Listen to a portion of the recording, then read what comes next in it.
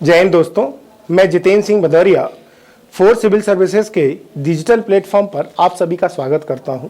जैसा कि मैंने आपको बताया था कि फोर्स सिविल सर्विसेज आप सभी के लिए नॉलेज बूस्टर सीरीज लेके आया है। तो इस सीरीज में आज हम डिस्कस करने वाले हैं पेसा एक्ट, ठीक है। और इस सीरीज के जितने भी पीपीटी और पीडीएफ हैं वो आपको फोर्स सिविल सर्विसेज के ऑफिशियल टेलीग्राम चैनल पर आपको मिल जाएंगे, जिसका डिस्क्रिप्शन आपको इस वीडियो के लिंक में मिल जाएगा। तो हम समझते हैं कि पेसा एक्ट होता क्या है। यानी पेसा एक्ट, जिसको हम बोलते हैं panchayat extension to schedule area, यानी कि पंचायतों का अनुसूचित जाति क्षेत्रों में विस्तार 1996, इस अधिनियम को बनाने की आवश्यकता क्या थी और क्यों बनाया गया। तो अगर हम बात करते हैं कि देश में त्रिस्तरीय पंचायती राज व्यवस्था, यानी हम बात करें 3 tyre Panchayati Raj system was implemented in the country in 73rd amendment of the Indian constitution, ठीक है, ऑफ द इंडियन कॉन्स्टिट्यूशन। लेकिन ये 73 कॉन्स्टिट्यूशन में आपके देश में त्रिस्तरीय पंचायती राज व्यवस्था लागू तो हो गई, लेकिन होता क्या था, इसके बाद भी अनुसूचित क्षेत्र के विशेषकर आदिवासी क्षेत्रों की आवश्यकताओं को ध्यान में नहीं रखा गया। यानी कि ग्राम सभाएं जो थी वो आदिवासी क्षेत्रों तक नहीं पहुंची।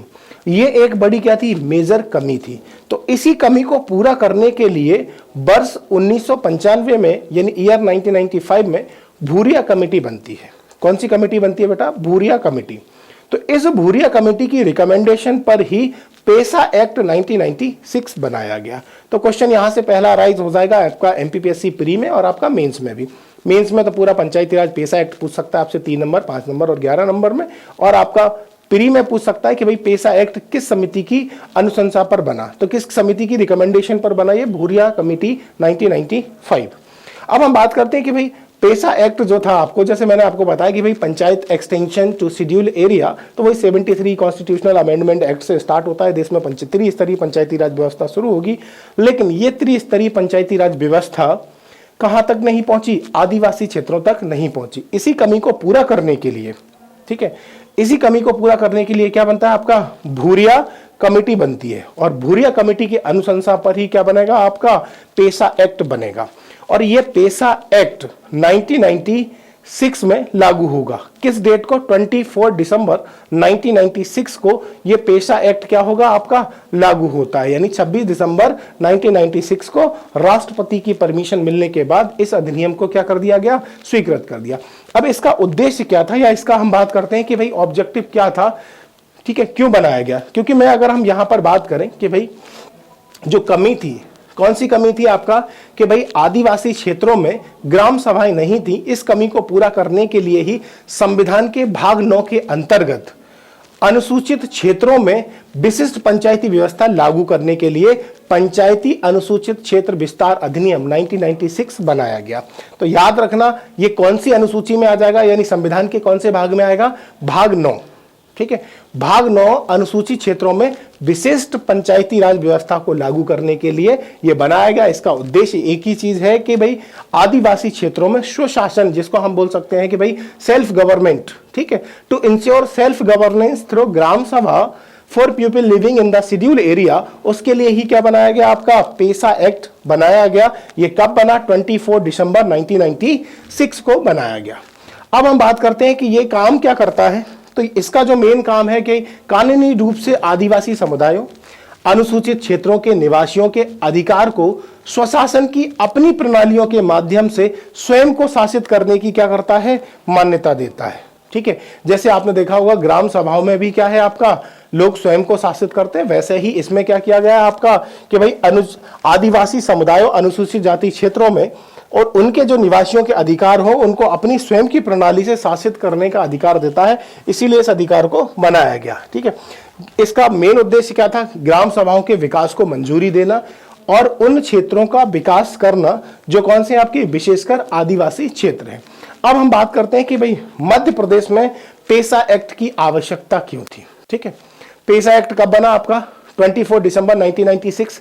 किस कमेटी की रिकमेंडेशन पर? तो भूरिया सिंह कमेटी की सिफारिशों पर यह बनाया गया। यहां तक क्लियर है सभी का? ठीक है। तो हम बात करते हैं कि भाई इसकी जरूरत क्यों पड़ी। तो मैंने आपको वही बताया कि जरूरत पड़ने का मेन कारण क्या था कि संविधान के, ठीक है, जो आपका 9वीं अनुसूची में क्या है, आप यानी 9वें भाग में क्या है, पंचायती राज व्यवस्था, यानी 73वें संविधान संशोधन के थ्रू जो पंचायती राज व्यवस्था पूरे भारत में लागू की गई, वो आपके आदिवासी क्षेत्रों में लागू नहीं थी। इसी के लिए भूरिया कमेटी बनती है और उसकी अनुशंसा पर ही 24 दिसंबर 1996 को पेशा अधिनियम पूरे देश में लागू होता है। यानी पेशा अधिनियम बना और इसको कहां पर, आदिवासी क्षेत्रों में लागू किया गया। अब होता क्या है कि भाई मध्य प्रदेश में आप देखोगे तो 5वीं अनुसूची में आप देखोगे कि विशेष जनजाति क्षेत्रों के लिए क्या है, विशेष श्रृंखला का प्रावधान है। 5वीं अनुसूची में आपने पढ़ा होगा कि भाई जनजातियों के लिए विशेष क्षेत्रों का क्या है, प्रावधान किया गया है। तो उन क्षेत्रों में तो इसका प्रोविजन हुआ, लेकिन आप देखोगे कि भाई मध्य प्रदेश जैसे राज्यों में इसका प्रोविजन नहीं था। अगर हम बात करें कि मध्य प्रदेश आदिवासी जनसंख्या के मामले में देश में सबसे नंबर 1 पर है, यानी प्रथम स्थान पर कौन है, मध्य प्रदेश। उसके बावजूद भी यहाँ पर आदिवासियों को उनके अधिकार नहीं मिले। तो इसीलिए मध्य प्रदेश सरकार ने इसको कब से, अगर हम बात करें जनजातीय गौरव दिवस, ठीक है, 15 नवंबर को शहडोल जिले से इसको क्या कर दिया गया, लागू किया गया या प्रभावी किया गया। तो हम बात करते हैं कि भाई आदिवासी आबादी के शोषण को रोकने के लिए मध्य प्रदेश की सरकार ने मध्य प्रदेश पंचायती विस्तार अधिनियम, पेशा अधिनियम को लागू किया गया और इस अधिनियम को औपचारिक घोषणा जनजातीय गौरव दिवस यानी कि 15 नवंबर को कहां से की गई, शहडोल जिले से। ये याद रखना, आपके क्वेश्चन बनेंगे आपके, किस जिले से की गई बेटा, शहडोल जिले से की गई। शहडोल जिले में किसकी, राष्ट्रपति द्रौपदी मुर्मू की उपस्थिति में शहडोल जिले से शुरू की गई। आपका पेशा अधिनियम का उद्देश्य क्या है कि भारतीय संविधान के भाग 9 के प्रावधानों को अनुसूचित क्षेत्रों तक विस्तारित करना और पंचायत और ग्राम सभाओं को इन क्षेत्रों में क्या करना, स्वशासन प्रणाली को लागू करना। तो मोटी मोटी 3 चीजें हमें समझ में आई यहां से कि भाई पहली चीज क्या है कि भाई पेशा एक्ट क्या है, पेशा का फुल फॉर्म क्या हो जाता है, panchayat extension to schedule area. Second चीज समझ में आती है ये कब से इन्फोर्समेंट में आता है, तो 24 दिसंबर 1996। थर्ड चीज ये आती है कि भाई ये किसकी सिफारिश पर आया, तो थर्ड चीज है आपकी भूरिया, यानी भूरिया कमेटी की अनुशंसा पर आता है। आपका कौन से भाग में है, तो याद रखना ये भाग कौन से में है, 9वें में है। ठीक है, क्या आवश्यकता थी, तो आवश्यकता यही थी कि भाई पंचायती, अगर हम देखें त्रिस्तरीय पंचायत जो है पूरे भारत में थी, केवल किनको क्षेत्रों को छोड़कर आदिवासी क्षेत्रों में। तो आदिवासियों को उनके अधिकार दिलाने के लिए क्या किया गया है, आपका पेशा एक्ट लाया गया। फिर इसके बात करते हैं इसकी मध्य प्रदेश में आवश्यकता क्यों थी। तो मध्य प्रदेश की सबसे, यानी मध्य प्रदेश पूरे भारत में आदिवासी या अनुसूचित जनजाति का सबसे बड़ा राज्य है, जहां पर सबसे ज्यादा अनुसूचित जनजाति निवास करती है। तो उनको अधिकार दिलाने के लिए क्या किया गया, मध्य प्रदेश में पंचायती राज एक्सटेंशन टू शेड्यूल एरिया लागू किया गया। ठीक है, कब लागू हुआ, ये आपका 15 नवंबर को जनजातीय गौरव दिवस शहडोल जिले से लागू किया गया। ये सारे सवाल आपके बन सकते हैं आपके। ठीक है, फिर हम बात करते हैं कि भाई इसका मेन उद्देश्य क्या है कि ग्राम सभा को क्या करना है, आपके स्वायत्त निकाय के रूप में कार्य करना। और याद रखना एक और क्वेश्चन बनता है बेटा ऐसा कि मध्य प्रदेश पूरे भारत का 10वां राज्य बना है जिसने पेशा एक्ट को लागू किया। इससे पहले 9 राज्य और हैं जिन्होंने पेशा एक्ट को क्या किया है, लागू किया। ठीक है, तो मध्य प्रदेश ऐसा करने वाला क्या है, 10वां राज्य है जिसने क्या किया है, पेशा एक्ट को लागू किया। ठीक, याद रखना ये चीजें आपसे पूछा जाता है। पेशा की विशेषताएं भी आपकी अगर पूछी जाती हैं तो इसमें याद रखना right to land, right to water, right to forest, है ना, और right to protection of workers, जो ये सब आते हैं आपके, राइट टू, है ना, प्रिजर्व ट्रेडिशंस, या हम बोल सकते हैं कि भाई परंपराओं को बचाने का अधिकार, जमीन का अधिकार, जल का अधिकार, जंगल का अधिकार, आपका श्रमों के अधिकार, ये सब किसमें शामिल किए गए हैं, आपके पंचायती राज एक्सटेंशन टू शेड्यूल एरिया में किनको दिए गए हैं, आपके आदिवासी क्षेत्रों को ये उनके अधिकार दिए गए हैं।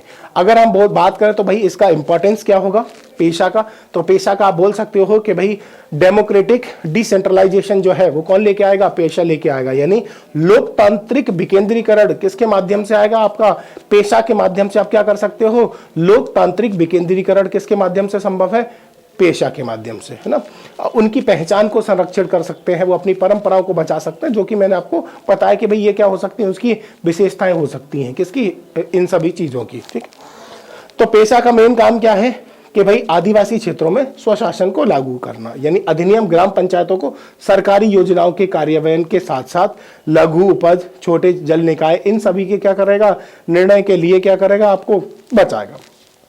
तो ये तो थी आपकी पेशा की विशेषताएं, इनसे संबंधित आपके क्वेश्चन बन सकते हैं आपके।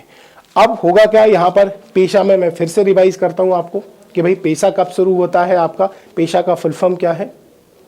Panchayat extension to schedule area 1996। ठीक है, कब से प्रभावी होगा ये? 24 दिसंबर 1996 से। किस कमेटी की अनुशंसा पर? भूरिया सिंह कमेटी की अनुशंसा पर। कौन से भाग में है? भाग 9 में है। इसका मेन उद्देश्य क्या है? आदिवासी क्षेत्रों में ग्राम सभाओं को गठन करना या आदिवासी क्षेत्रों में त्रिस्तरीय पंचायत को स्थापित करना। ठीक है, ये मेन उसका उद्देश्य है। इसकी विशेषताएं क्या है? जंगल का अधिकार, जमीन का अधिकार, जल का अधिकार, श्रमिकों के संरक्षण का अधिकार, साथ ही साथ अपनी परंपराओं को बचाने का अधिकार। इसके बाद आप महत्व लिख सकते हो कि महत्व में क्या आ जाएगा? डिसेंट्रलाइजेशन यानी डेमोक्रेटिक डिसेंट्रलाइजेशन। हम बोल सकते हैं कि भाई लोकतांत्रिक विकेंद्रीकरण क्या हो जाएगा? इसी के थ्रू होगा। अगर आप देखोगे एडमिनिस्ट्रेटिव जो हर्डल्स हैं यानी प्रशासनिक बाधाएं हैं, वो किसके माध्यम से दूर होंगी? आपकी पेशा एक्ट के माध्यम से आदिवासी क्षेत्रों में आपकी दूर हो जाएगी। पब्लिक वॉचडॉग हो सकता है यहाँ पर, है ना। संघर्षों का जो समाधान चल रहा था वो भी खत्म हो जाएगा। वो अपनी आइडेंटिटी को क्या कर सकते हैं? संरक्षित कर सकते हैं। ये सब आपको क्या किसके थ्रू मिलेगा? पेशा एक्ट का महत्व हो जाएगा, इंपॉर्टेंस। तो आपको इसको एमपीपीएससी और आपका एमपीपीएससी प्री और मेंस दोनों के हिसाब से मैंने यहाँ पर आपके साथ चीज़ें डिस्कस की हैं। तो आज की क्लास को फिर हम यहीं पे कंक्लूड करते हैं। मिलेंगे हम अपनी अगली क्लास में, तब तक के लिए धन्यवाद। जय हिंद, जय भारत।